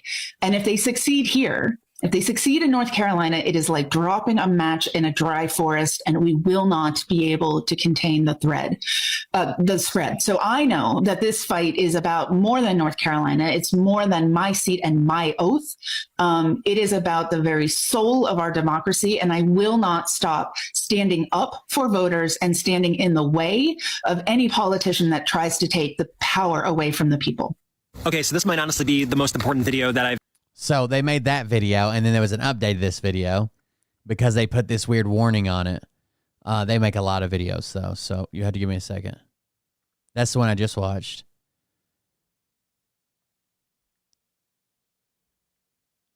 Here it is. So many of you have been asking about this, and I just want to say before I get started that TikTok has a whole lot of explaining to do. So I made this video the other day about the North Carolina Supreme Court race. You could see when I took this screenshot, it was up to 1 million views. And the video is about the fact that Republicans in North Carolina right now are trying to steal the North Carolina Supreme Court race from Justice Allison Riggs. She actually won the race. There's been multiple recounts. Now there was a court ruling by the Republicans on the court saying that they were going to throw away more than 65,000 votes in areas that are more likely to vote for her unless these people are able to, quote, fix their ballots in the next 15 days. Less now. And so my message was a warning to the people in North Carolina. Make sure that your vote was counted, and if it wasn't counted, make sure that you fix your ballot so that it is counted, so that Republicans cannot illegally steal this election. Well, what happened next is absolutely shocking and appalling. And if this post here gets me kicked off TikTok for some reason, then so be it. Add the Midas Touch podcast on Apple Podcasts and Spotify right now. They can never take that away from us. Do that right now. And come join us on our Substack. It's at MidasPlus.com, MeidasPlus.com. So we got this message on the post. It said, consider the accuracy of what you're sharing. This is what people were seeing when they tried to watch the video, when they tried to comment on the video, and when they tried to share this video with friends and family. It said, remember to check the... That's almost like TikTok saying, like, I've never seen this on a post, even a political post, but it's almost like TikTok saying, this is a lie, right? It's going to discourage people from sharing it for sure. Information in this video with reliable sources. So that's right, they smacked a safety warning on the post where I was just telling people to make sure that their vote was counted and letting them know about the facts, the undisputed facts of what is happening right now in North Carolina. But it gets worse. And so before I share with you what happened next, let me share with you what you guys were all saying in the comments. Like this person said, there's a check your sources before sharing warning over this video. I've never seen that before. This person wrote, anyone else get a check your source before sharing notification on this? And these posts got tons of likes, so I know all of you are seeing this. And also, just so you know, TikTok did not let me appeal this at all. They just said they made that decision that this was a violation of their safety standards, and they were going to limit the reach of this video, limit how people could share it, how people could comment. What? And I thought all that was bad enough, and then TikTok decided to take the video down entirely and give our account a strike. You can see it right here, account strike. You received a strike on your account for violating community guidelines about your video. Here's the video, and it says we violated their civic and election integrity rules by telling people the news and telling them to make sure their votes were counted. So thankfully I was able to appeal that one. I appealed that yesterday. This morning I found out that we won the appeal, so the video has been restored, so that's good. So you can watch the video right now. It's a few videos down in our feed. But I've still received no information about why any of this has happened, why the reach was limited on the post in the first place, why you all were receiving those messages when you tried to comment, when you tried to share, why we then received a strike on our account. Anyway, I just wanted to quickly share this with you because a lot of you have been asking about this. I have been very confused about all this, trying to figure this out, trying to get the account back on, trying to make sure that our account stays active and online. But listen, it just goes to show that you can't trust any of these apps. So make sure you're following us everywhere. Like I said before, add the Midas Touch podcast on Apple Podcasts and Spotify. They can't take that away from us. Follow us everywhere. I know you guys don't like Meta, but we are on Instagram. Follow us there. Join us on Substack, MidasPlus.com. We're on Blue Sky. We're everywhere. Just search Midas Touch. And thank you for all you're doing. Thank you, Atsuka. Word on all these important issues. For 35 months. Hello, Meat Hammers. Hello, Will. Person golfing emoji. Person golfing emoji. Golf flag emoji. Golf flag emoji. God, that made me hate you so much more. Every single day. So many of you have been asking about this, and I just want... Or they're trying to get on Trump's good side for this deal they got going through. Or supposedly going through. Example of somebody who does it better than some of the other people who argue online. Why don't you debate test? A few moments later. The following is a debate between Ben Shapiro and Destiny. Uh-oh. Do you think Ben was the hardest debate you've ever had? Probably not. Not because it was a dumb debate or not because he didn't know anything. It was just kind of like surface level and everything. We kind of like hit topics and then move to the next one on a surface level way. So I'm sure if we had like a 2 or 3 hour conversation on 1 or 2 topics, it would be far more challenging. Would you have preferred that to go deeper on each topic? I would definitely prefer that, but it's also a first conversation. So you have to buy a little bit of trust with the other person. It was a good conversation for a first conversation. Destiny would be an example of somebody who doesn't. I just didn't know what that was. I wanted to see it.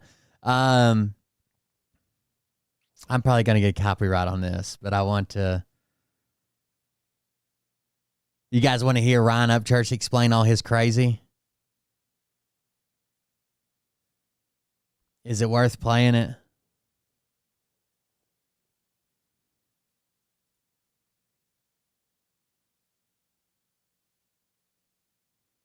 I think so. Let's hear it. I'm not going to put the video up. I'm just going to let the audio play, and we'll talk about it. I'll put my donation thing up. Well, maybe not that one.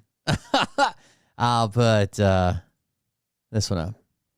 Go to buymeacoffee.com/coldbeer if you want to support the show. Ryan Upchurch is reaching out to people in his county because they keep coming up to him.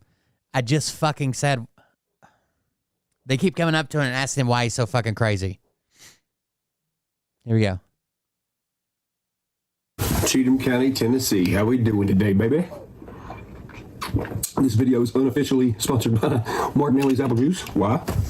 Because it's from here, baby. It's good as hell. All right, so look, I'm just going to spit it to you straight. So flat out, this video is what it is. It's me, a citizen of Cheatham County, speaking to the other folks in Cheatham County. Whether you grew up with me, see me at the farmer's market, co-op, wherever, this video is just me speaking out loud to you guys. Now, look. Let me ask you a question. I know the first topic he's going to talk about. If you were in some type of legal battle against somebody, a famous musician, okay, and you felt like your life could potentially be in danger because there were some threats, and people can say they were joking or whatever, but there were some threats made, and there were some like threats about ending your life, and you went to that person's sheriff's department and says, "Hey, I want a restraining order against this person, please." They made these threats, and they grant you that restraint. They look at the threats, and they grant you that restraining order. And then you go on Facebook and you're scrolling around and you see that person who's a famous musician who you just got granted a restraining order against at the sheriff's department where you just got your restraining order from. And they are presenting them with their golden plaque, their golden record, because they just love the sheriff's department so much. Of course, that would make you feel like, what the fuck? How close is the sheriff and the deputy sheriff and the sheriff's department with a person that I need protection from? Like, what the fuck is going on here? Of course, I know that's the first one he's going to address. I guarantee it. But yeah, that would make me freak out a little bit too. Like, I need to order protection from these same people that he seems to be pretty close with. Giving them this gift, presenting it to them on the same day I got my order of protection. That's pretty crazy.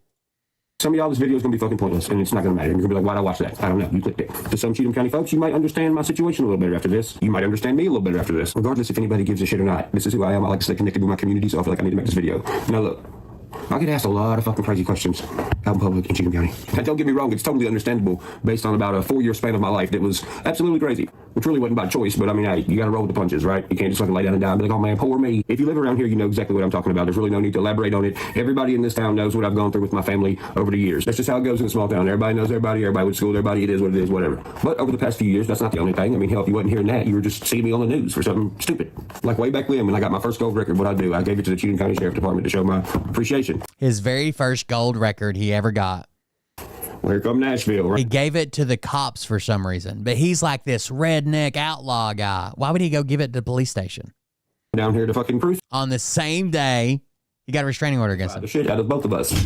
Imagine taking the steps to get protected from someone and then seeing law enforcement posting pictures with that person on the very same day that they were served an order of protection. That's what one woman says happened to her and what victim advocates say really needs to change. A Tennessee musician is now showing his love for his hometown by giving something special to the Cheatham County Sheriff's Office. When we first brought you this story, it was a positive one. Local Cheatham County musician Ryan Upchurch giving his first gold record to the Cheatham County Sheriff's Department. However, now Fox 17 is investigating after finding out the same day he gifted his award is the same day he was served with an ex parte order of protection in Cheatham County. I know about a month ago, you guys received an award, one of Ryan Upchurch's awards, and I'm calling to see if you guys were aware that on that same day he was served with an ex parte order of protection in Cheatham County. I called the Cheatham County Sheriff's Office after learning this and after seeing another post this past Friday from the Sheriff's Department that shows Upchurch. It says Sheriff's report. Upchurch's Cheatham County will stay strong against the insanity. Another busy week in the books and new challenges await your deputies on the next urgent call. Deputies made a traffic stop at 41 Alpha at Jackson Felts, and then Brian Weaver made a run for it. He was apprehended by faster deputies. Weaver was wanted by the U.S. Marshals, South Carolina. Good job, Cheatham fellers.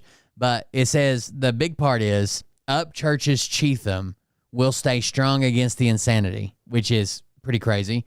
And it's a picture of Ryan Upchurch on stage, and I guess some deputies and cops and shit on his stage.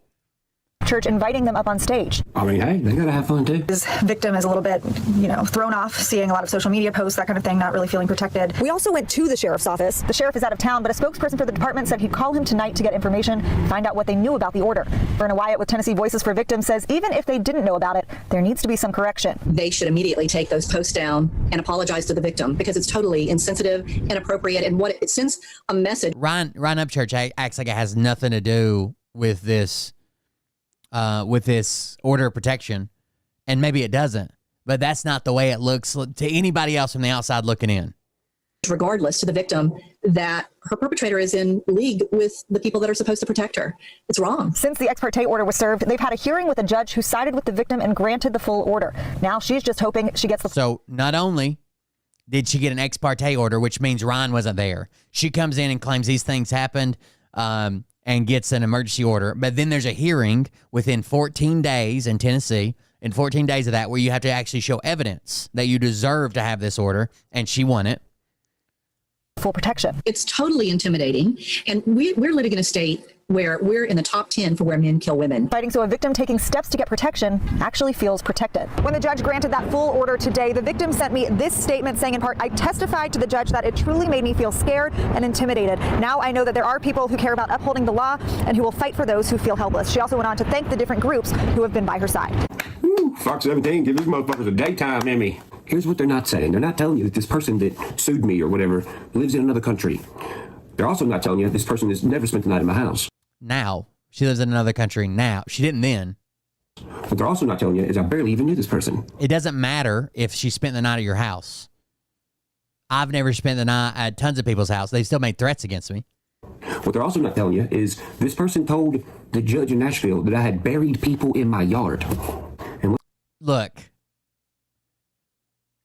I've heard people around Ryan make that claim. I've heard Ryan say there's a lot of property around here. People go missing all the time. Like, okay. What they're especially not telling you is this person eventually lost in court and owes me over $130,000, but has not given it to me and fled to fucking Jamaica. Did lose in another court battle and probably owes him money. I don't know. Yes, that sounds bizarre. So the news couldn't tell you all that a year or 2 years before it fucking happened, Ryan.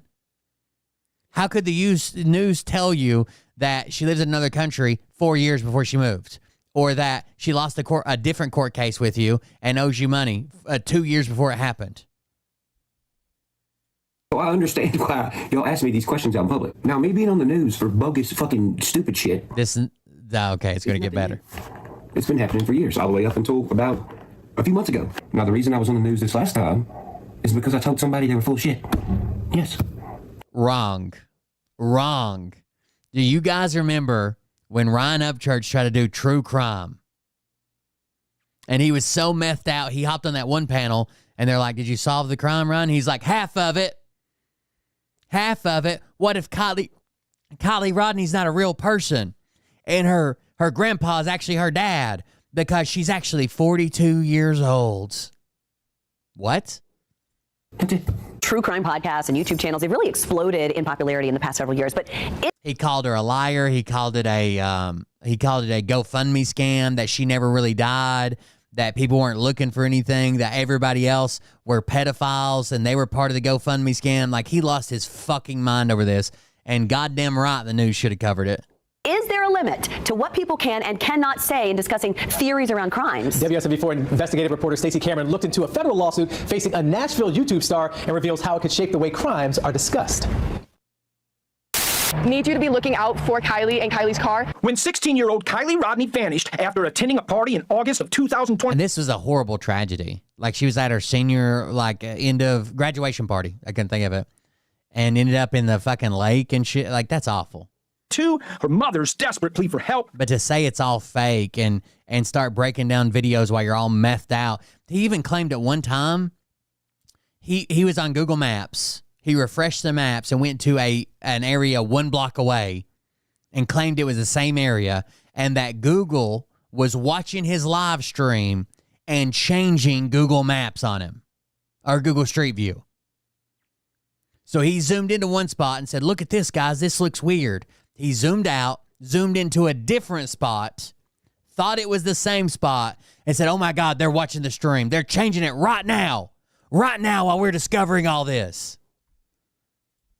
My head is all over the place. I'm terrified. Turned the search for her daughter into an international story, but the news took a tragic turn.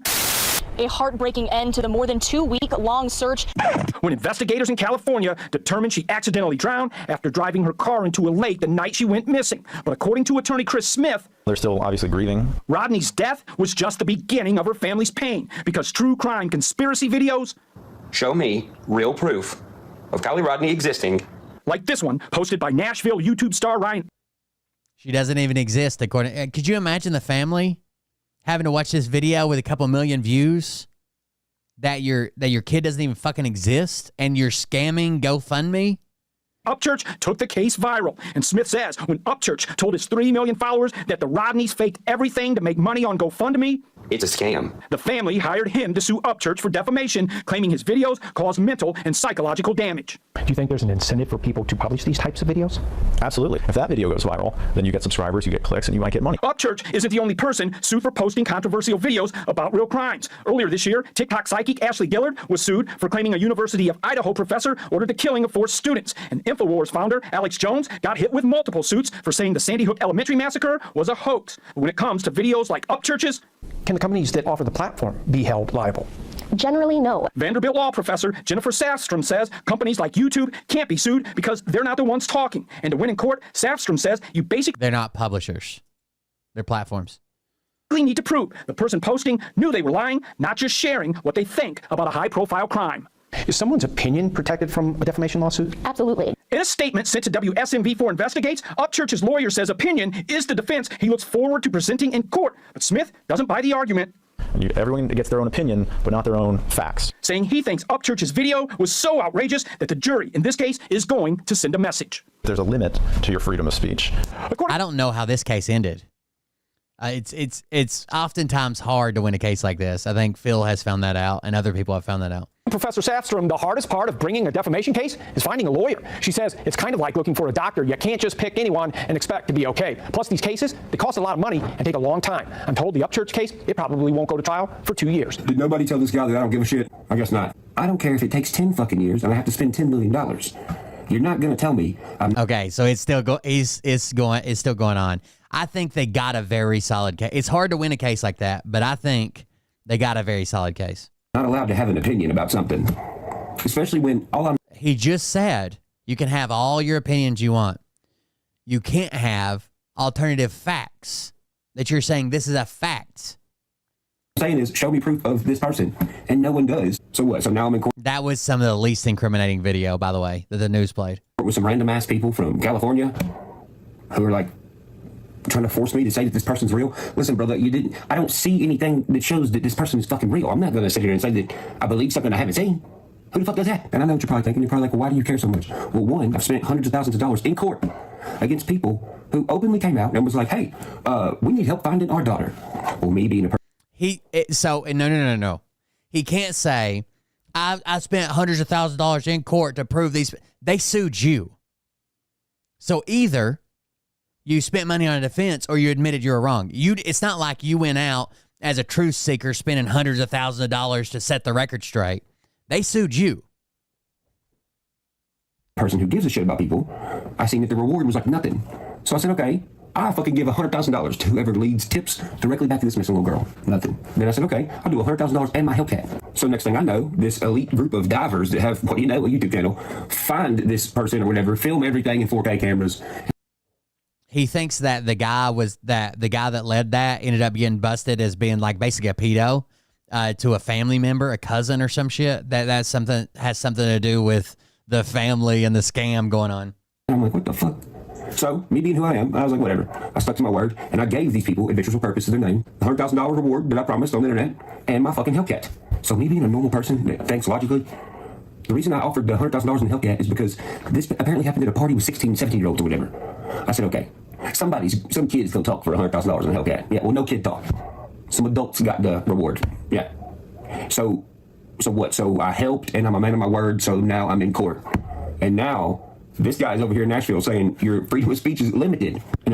So he didn't help. He did offer this reward. And a lot of times when rewards are offered, there's a bunch of stipulations. I watched a documentary on these people that go out and do this. And like a lot of times they jerk the rewards away from people and don't end up ponying up the money. So they don't even bank on rewards. Like they fund it other ways because rewards are just not reliable. And he was a man of his word and gave the reward to them. But they were going either way. They didn't say, oh my God, Ryan's giving away $100,000 at a Hellcat. We're going. They were going either way. And they're talking about making true crime laws because of Cheatham County ass Ryan Upchurch. And as you can see, homeboy already apparently knows something about the jury, it seems like to me. If they're going to make an example out of me for what, having a fucking opinion? I still don't fucking think the person's real. I'm allowed to fucking think that. If anybody thinks I'm not allowed to think that, you're smoking crack. I'm not believing something I haven't seen. Who the fuck does that? But you're not allowed to tell millions of people that this family is scamming you because they made up a daughter who's actually 34 years old and the grandpa is actually the dad and the dad's actually the grandpa and the mom doesn't, she's just some crack. You're not allowed to say that. Yeah, that sounds crazy. Once again, I understand why y'all are asking me these crazy questions. God, I hope he loses his ass in court. Public because of this kind of shit. And look, go back and look at all these situations. It's all about Ryan Upchurch and his fucking money. That's all they're worried about. Every single situation. All of them. Yeah, because look, you can't get blood from a turnip, right? I might say something crazy, just as crazy as Ryan Upchurch says. It probably wouldn't be beneficial for someone to spend $500,000 to take me to court and get what? The few $100 we make or what, you know what I mean? Like, I don't have this excess. But when someone is dumb enough to have the money that Ryan Upchurch has and still come out and say fucking wild and crazy things, knowing that people will sue you, they will sue you, then that's going to be their target. They're not going to sue me, bro.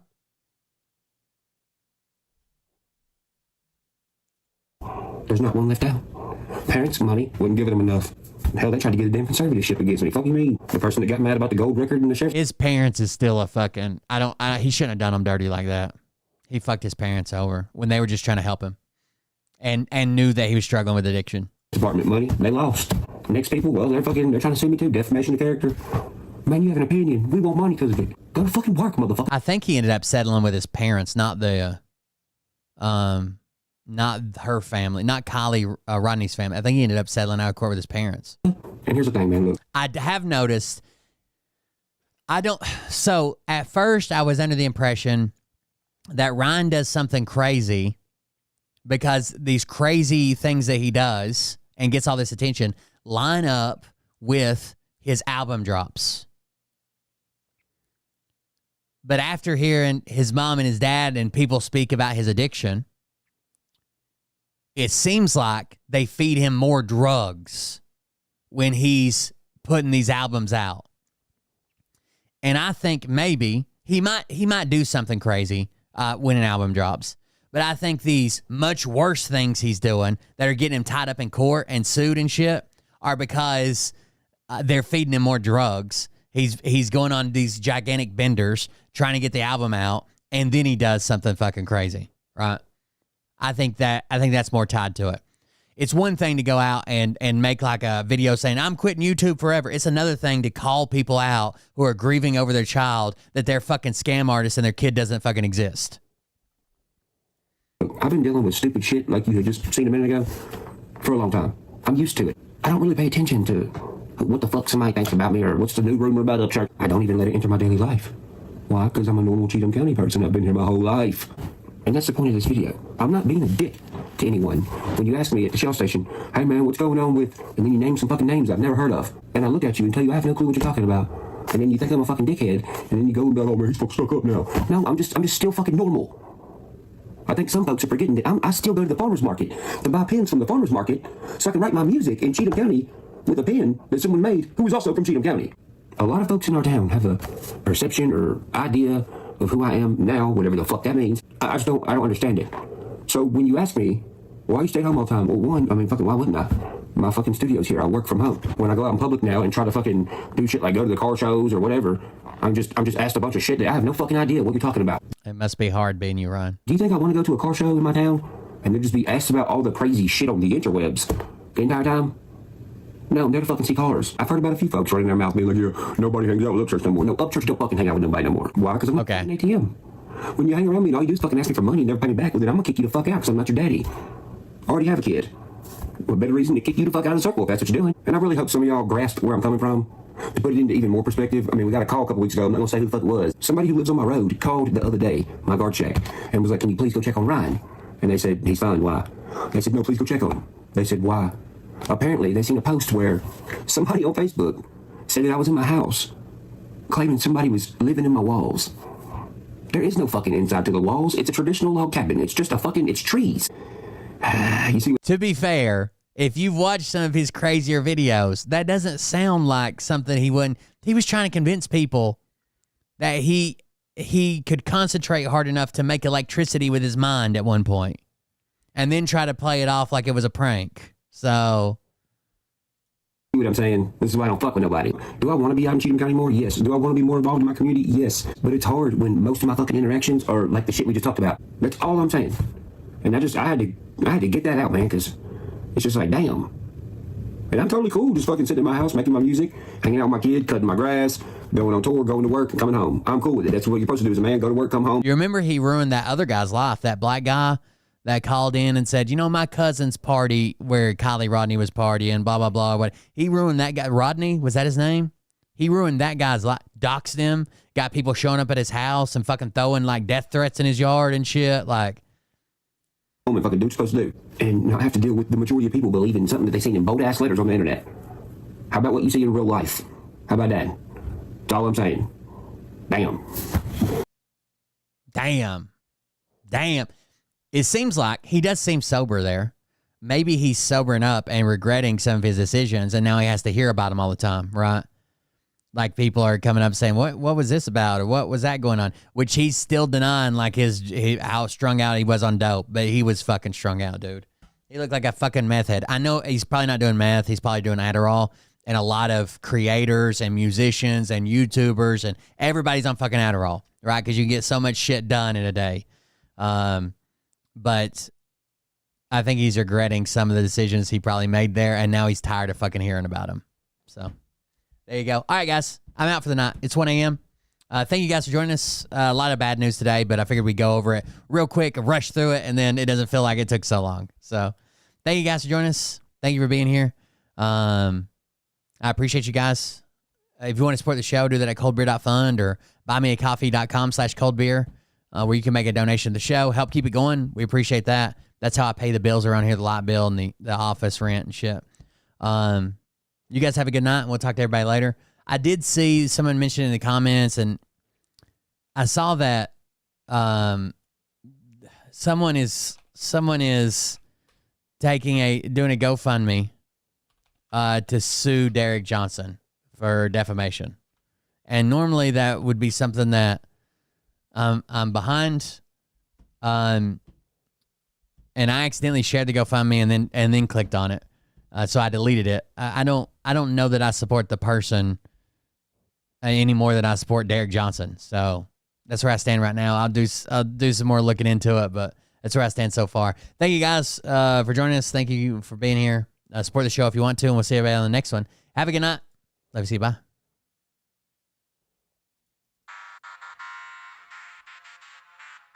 But I can tell you this about if this douchebag happens to see this particular show, you don't have the forking balls to call out the people on this planet by name and tell them exactly who they are and tell them the rest of the world who they are. You don't have the forking balls. You don't have the balls. Okay, Scott. Here we go, I think I started some shit. Listen off, it's about to get lit. Get the place in the best, you know that stage is set. You better buckle up, cause you ain't seen none yet. Here we go, I think I started some shit.